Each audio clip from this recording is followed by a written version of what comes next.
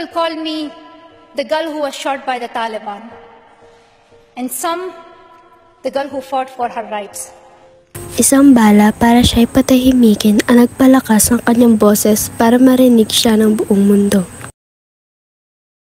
Si Malala ay pinanganak noong 1997 sa Swat Valley, Pakistan. Ang kanyang ama ay nagtayo ng paaralan. But nothing changed in my life except this. Weakness, fear, and hopelessness died.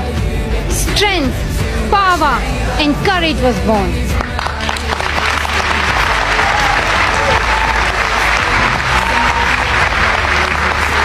Kanyang ama ay nagtayo ng paaralan para sa mga batang babae, isang ilaw ng pag-asa para sa kanilang komunidad. Ngunit dumating ang mga Taliban.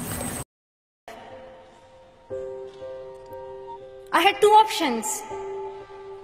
One was to remain silent and wait to be killed. And the second was to speak up and then be killed. I chose the second one. I decided to speak up. At sa edad na 11, nagsimulang magsulat si Malala para sa BBC sa pangalang Gulmakay. Inilalarawan niya ang buhay sa ilalim ng takot. Noong 16 na kaarawan niya, nagsalita siya sa United Nations. One child, one teacher, one book, one pen can change the world. Ang kanyang boses ay naging panawagan para sa lahat ng mga bata.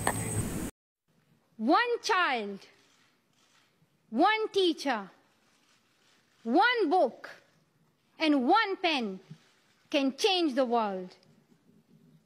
Education is the only solution.